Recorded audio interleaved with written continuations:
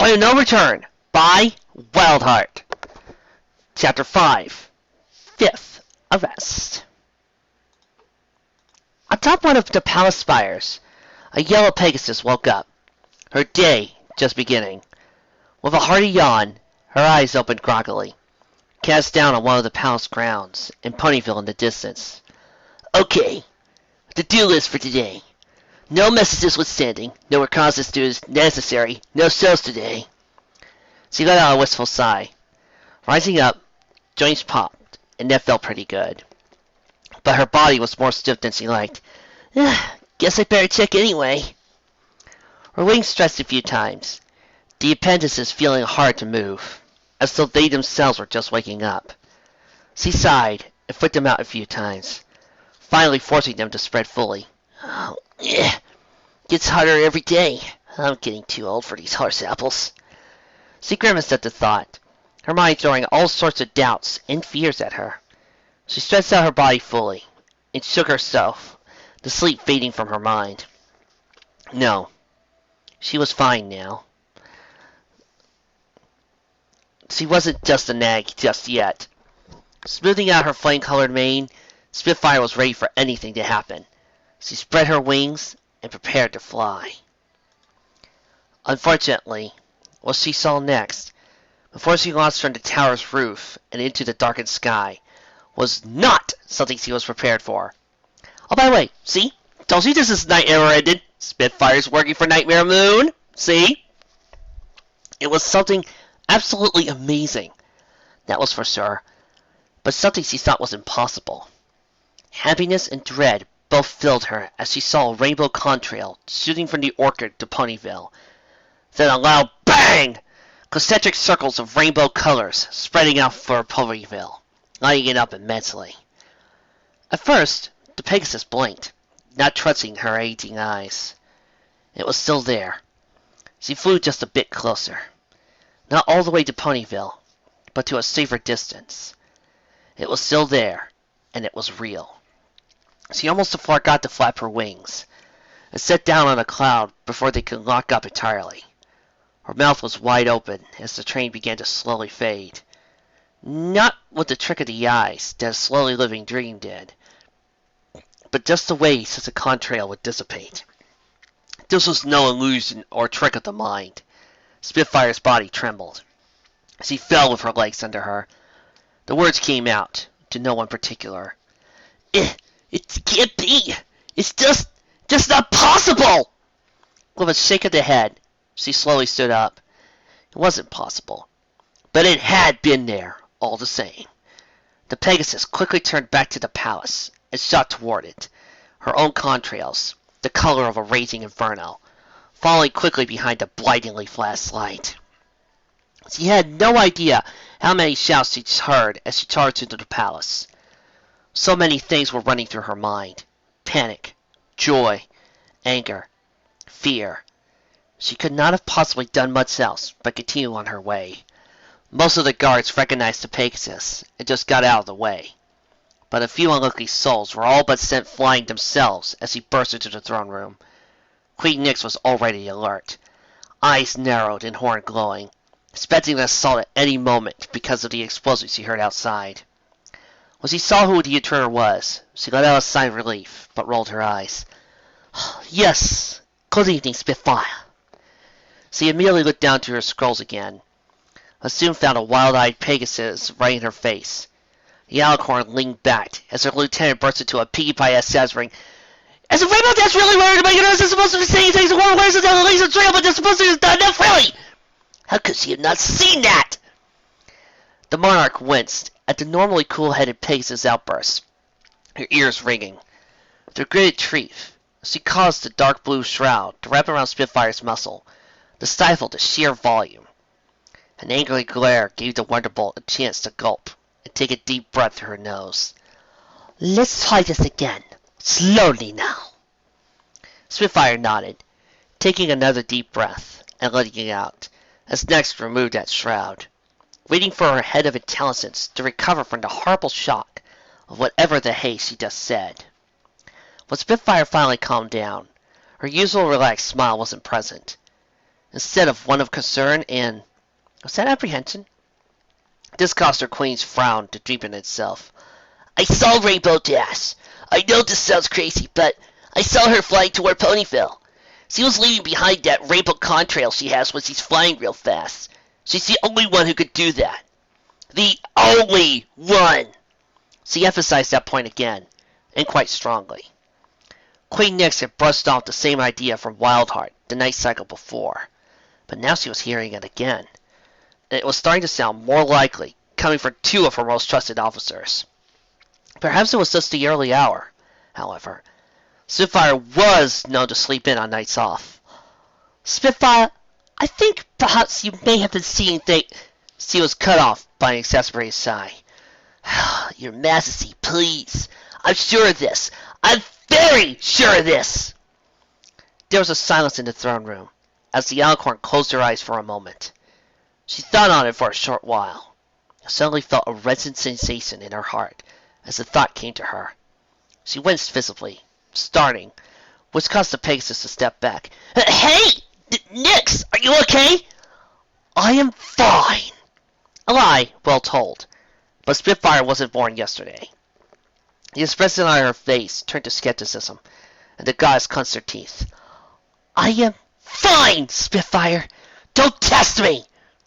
When the Pegasus backed away, and lowered respect, she took her own deep breath. Spitfire, I need you to investigate this for me. Do not dissent our underlings. I need you to go as well. Find and apprehend Rainbow Dash, and... Spitfire could swear she saw a tear, but it was immediately covered and wiped away by her queen's wispy mane. And if you see a trace of Twilight Sparkle, apprehend her immediately and above all else. Now go! The Pegasus bowed and quickly flew from the throne room, though not as quite as recklessly this time. Nyx was left to think to herself, wondering if she should even dare hope. After all, no magic could bring back the dead, and she had tried. By the night she had tried, and even if she was alive, did she still hate her so much? The last time she had spoken with her mother, it had involved a unicorn attempting to kill her. Still, she straightened herself up and returned to reading the reports she had to look over. Even if she was here and alive, it wouldn't matter. She had her world, she had her subjects in her way. She made up her mind about that what she was a long time ago. She had no reason to doubt herself anymore. Except, of course, for her flank, which was still as blank as it had always been. Rainbow Dash had made it to Sugar Cube Corner, just as her three friends, well, friend and two friend doubles, were leaving the establishment. Rainbow Dash didn't want to deal with explaining. It was too slow, and her display had to be attracting attention. It certainly got Ponyville's. Captivated ponies were staring up at the expanding rings, including the three she was looking for. With a grin, she enacted her plan, and the Cyan Pegasus swooped down, snatched Twilight up, shooting out Ponyville. As expected, the unicorn shrieked in surprise, and Dash slowed down just enough to avoid leading a contrail, and to let Rarity and Pinkie chase her. Well, Pinkie would never have a problem. Rarity might, as he needed both of them to come along with her as soon as possible. The two ponies gave chase, but so did a few others. Guards by the look of it. Dash cursed under her breath. How could she not have seen that coming? Twilight had been screaming under the Pegasus, but stopped when she realized who had her. Rainbow Dash! What are you doing? Can't really explain right now, Twilight. Just hang on! Before the unicorn could get out another complaint or protest, the element of loyalty dropped from the skies, making Twilight scream in surprise and fear, clinging to her friend with all she had. Dash leveled out about 10 feet over the ground, flying now to lose the pursuers. Great! How am I supposed to get Rarity or Pinkie now? If those guards see me going to the orchard, that'll be trouble. Nevertheless, the fact that she made it obvious she had come from the orchard. Dash really hadn't thought that part through, though. Nevertheless, Dash figured at this point it would be worth it. They could always take out the guards afterwards, anyway. Somehow, in the confusion, Rarity had lost sight of Pinkie. Probably for the best, as he felt oh so very confused right now. A pony that was supposed to be dead swept from the sky and carried off another pony that was supposed to be dead. The only thought she could hold at the moment, that was at all coherent, was to follow the Pegasus to her destination. She wasn't exactly built for exertion, of course, and the two guards that also started at the Rainbow Dash outpaced her by far. But Rarity was nothing if not determined to get answers for this. And perhaps the guards would be able to get to her old friend to be still long enough to get those answers. After all, this wasn't a coincidence. It couldn't be. Rainbow Dash was headed for the orchard. Of that she was sure. She had come from it, too. That was readily obvious from a glance at the sky, before Twilight had been snatched up. But why? Applejack no longer lived at the farm, and the Dash had already been there. She must have known this.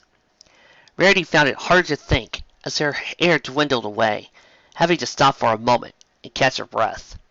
As the white unicorn panted, her eyes remained locked on Sweet Apple Acres. It wasn't too far away now. Just a little more. Rainbow Dash sat down inside the orchard, the trees blocking the approaching guards' lines of sight. That brought her enough time to tell Twilight there was no time for explanations, and she really should think about helping take the guards down. Twilight still had her sleep spell, if nothing else. The unicorn didn't agree. As far as he was concerned, they should be talking to this Queen Nyx, and not knocking out her guards. Which is why this is all unnecessary! I'm sure she'd help us get us home! Twilight, are you stupid or something? This is a universe where you're dead! She made a statue of you! If anything, she'll lock you up so you'll never leave! The Pegasus thought this was blatantly obvious. She even face-hooked when the unicorn suggested this. Twilight, look, she's the bad guy here, okay? I talked to Applejack about it. And does Applejack lie? No, she doesn't! Just because she doesn't lie very much doesn't mean she knows everything. Show me a little bit of proof of her being the bad guy, and then maybe I'll help you attack two ponies who are just doing their job! Twilight Sparkle was trying to control her temper now. The very idea of her Nyx doing this was all too plausible at one point, sure. But maybe there were some extraordinary circumstances. Things might have been different elsewhere, too. Hello? Never stop the whole eternal night thing? Besides, those guards are teasing us while yelling criminal scum at me! I'm pretty sure they're trying to hurt me! And I'm sure you performing a sonic rain boom over the town had nothing to do with that! You gotta help! I can't go to prison. I get bent over in 10 seconds flat! I mean, look how hot I am! Twilight wasn't sure whether she was supposed to take that seriously or not, so she settled for avoiding it entirely. Dash, look, I trust you. You're one of my best friends. But right now, I really, really need to see Nyx and get out of this bizarre land, okay? The unicorn sniffed a bit, tears forming at the corners of her eyes. Oh man, not that. That's not fair. Dash could only watch, however, as the lavender unicorn began to cry softly. I just want to go home, see my Nyx. My daughter, Dash! The Pegasus awkwardly embraced her friend, sighing. I know, Twilight, I know. But look, just please listen. Applejack said... Before she could finish, Twilight jerked herself away from a fierce scowl, still crying. No! I'm going with these guards, and you can't stop me! But Rainbow Dash could, indeed, stop her. The magician teleported away. With a swear, the Cyan Pegasus looked around for her frantically. No! No, no, no, no, no! Damn it, why? She zoomed into the sky, looking for signs of the unicorn. As he found it, with her being escorted away by those said guards. And... Rarity! Yes! The Pegasus dove for the white unicorn, praying to Celestia she would listen to her. Applejack had a very bad feeling about the cottage the moment she approached it. It simply felt like something was wrong. The farm mare was cautious in her venture forward, keeping to the shadows of trees and small hills to avoid detection, as he crept around the perimeter, scouting. Her suspicions were verified when she saw a unicorn slip into the trees of the Everfree, quietly as a mouse. Alexa's rangers are keeping an eye on the place. How am I going to get in now? The rangers wouldn't be patrolling in any pattern. They would be essentially random. There was no telling if her tracks were already discovered. Cassie looked over her shoulder to make sure she wasn't being snuck up on. The Earth Pony saw nothing. The gaze around the home showed no current watchers, but she knew they were there. Play with it! We're not going to stay here long anyhow. With that thought, Applejack shot to the front door, grasped the handle with her teeth, and locked. She seized for just a moment before she felt a magic gripping her. Before she had a chance to react, she'd been teleported inside by Trixie. Run, Tarlaze it! She was cut off as he saw the blue unicorn and understood. Where's Fluttershy, darling? The pale young Pegasus was nowhere to be seen in the main portion of the tree home. Trixie turned down her eyes, fighting down fresh tears, and Applejack widened her eyes, running straight to the element of kindness's bedroom. Even as he threw it open, her mind was already expecting the worst. A bed empty, or worse, a corpse. She thanked the sun, the moon, and everything in between that neither was the case, as the Pegasus started with a squeak at the sudden entrance. Before Applejack could fully process her relief, however, Fluttershy left from the bed and pressed herself close to her old friend, face burying in her tied-back blonde mane. Oh, Applejack, I'm so very glad to see you. The farm filly took a deep breath, gave the Pegasus a squeeze. She was younger than her by a few years, but Applejack had always seen her as a little sister. She sure acted like one. I'm glad to see you too, Circle Cube. What's Trixie's problem? She looks like she's guilty about something. Fluttershy hesitated, but gently pulled back. When the orange mare saw her friend's right eye, she couldn't help but pull back in horror. The bandages were obviously sunken in over the socket. That could only mean, oh my Celestia. Fluttershy! Who did this to you? The Pegasus closed her one good eye and shuddered, lowering her head. Perfect cut.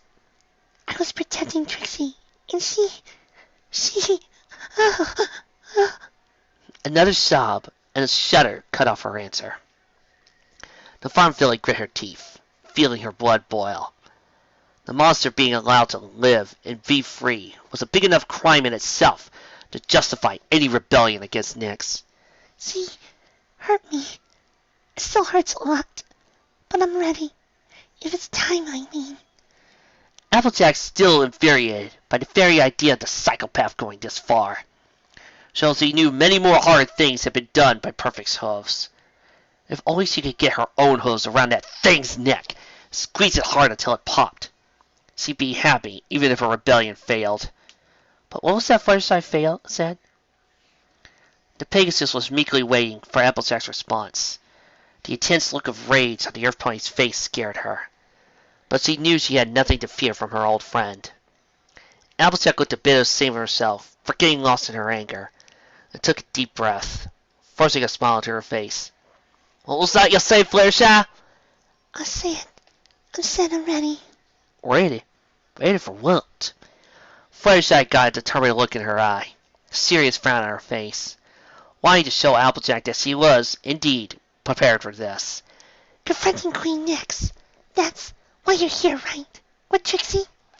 She lowered her head again, an apologetic look on her face, as he realized he may have spoken too soon. If not, I'm sorry for assuming. Applejack chuckled a bit, though.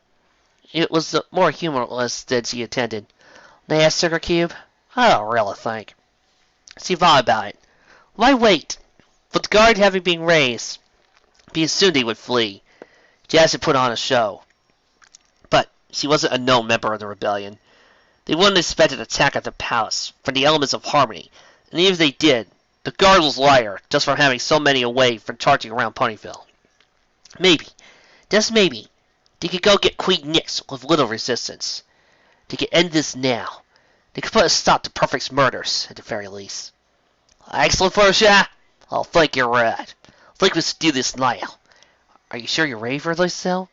First, I nodded slowly, regaining her determined glare. It hurts, but I don't mind. I can do this. She knew she could, with the help of her friends. In a world where the sunlight still reached Equestria, a library stood, still full of furniture and books, a worried dragon, and an equally worried unicorn who had decided she was responsible for the filly that had been left behind. She was worried for Twilight, who had been vanished, and she was worried for little Nyx, who had only gotten a few hours of sleep last night. The young unicorn showed it too. She was sluggish, grumpy, and overly emotional. Well, 2 out of 3 were abnormal. Rarity attempted to pull her away from her mother's books and papers, but the alicorn proved very stubborn. She did her best to make sure the foal was fed and cared for, but she felt ignored. Nyx went about this with a passion similar to Twilight, but she was far more grim about it. After all, she felt as though it was her responsibility to care for this. Given these circumstances, she supposed Nyx was doing well. She spent the entirety of yesterday being inconsolable, but now the foal had been working non-stop. As far as the fashionista could gather, she was trying to figure out what had happened, why, and how to replicate it. That was an admirable goal, to say the least, and that Nyx had gone about it with absolute attention and determination. Unfortunately, she was failing, as it seemed from her growing frustration. Rarity found herself once again opening her mouth to try to plead with the young one to take a break, before she was interrupted by a growl from the young alicorn. I can't do it! I don't have Mama's education, and I don't have her smarts! She plopped down, a despairing look on her face. She refused to let tears come this time, though. She wouldn't cry. She would have to be a brave girl for her mama. But her eyes watered all the same. And that, dear, is why I've sent a letter to the princesses. I'm sure they'll be able to. She was going to say save Twilight, but something in Rarity told her she should pursue the poor filly's ego. Help you in your research. Nyx looked up, taking her glasses off to wipe her eyes dry with a hoof. Her striking, draconic eyes appeared from behind those frames, and returned to normal when she let them fall back over haphazardly. Rarity's horn glowed as she gently put the glasses back into place. Thank you, Miss Rarity. She looked down, seeing that she had been so focused on herself that she never even thought of asking Celestia or Luna for help. She looked around at the massive mess of books she made and started putting them away. Thanks to her particularly strong magic, she was able to put many books up on their shelves at once, though, to Spike's dismay, in the wrong orders. However, the dragon was too worried about Twilight to either care too much about that or fawn over Rarity. Was both relieved and concerned the young unicorn. Think nothing of it, dear. They'll arrive soon, I'm sure. In the meantime, why don't you go make sure Spike is all right?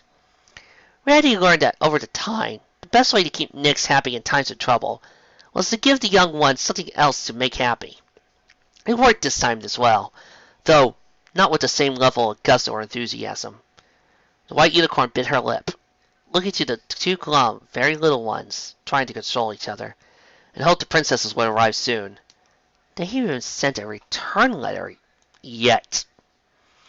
In a world where the stars eternally looked down on Equestria, Rainbow Dash hid as the guards went by, taking Twilight with them. Rarity walked with them, still seeming flustered, but she was quickly putting on a mask of indifference. Dash, on the other hand, was equal parts confused, stunned, and horrified. Rarity had not responded how she thought. The unicorn, at the notion of taking down Queen Nyx, reacted almost violently. In fact, she threatened the Pegasus with her horn, chasing her off. "What is the hay is her problem?" Horseapple says. "She got insane!" Dash waited for the guards to be out of earshot, then shook her head. Not her problem now. They were going to the palace, and that was pretty much it. She could take on those guards Siegel hoped if she needed to. But with Rarity and Twilight with them, she felt a lot less confident about her chances.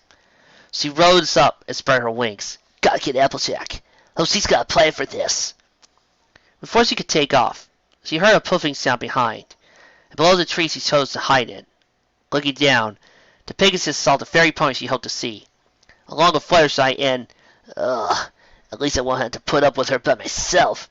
Hey down there! Des glided down as the others looked at her. I got bad news! AJ, real bad! Oh my bucket, Celestia! Fluttershy! What happened to you? You hear Pegasus looked down. Applejack held up a hoof. Not important now. Bad news? Des only looked reluctantly away from the Pegasus. She considered her best friend of the other 5. Back into the farm mare. Twilight and Verity are both crazy! Twilight thinks he can reason with her and went with the guards! Verity almost attacked me when I told her we needed to save Twilight. I swear, I don't know what's wrong with her. Your pony looked dumbstruck herself. Why would Verity do that? Just saying everything. They couldn't go in there without Rarity being ready to do her part. And where was... Hi, Applejack! Everyone jumped. A speaking pipe popped out of a newly dug hole in the ground, beaming wildly. She shook herself somehow, clearing the dirt from her mane, tail, and coat, by getting it all over the others. What's going on, huh? I think you're wearing that rebellion thing. What's he doing in Ponyville? Hell! Oh, even... Hell! Applejack sighed. Why even bother? Then he got a good idea and grinned. Never mind. Hey, Planky? Yes? I heard that the guards at the palace really want to play tag again.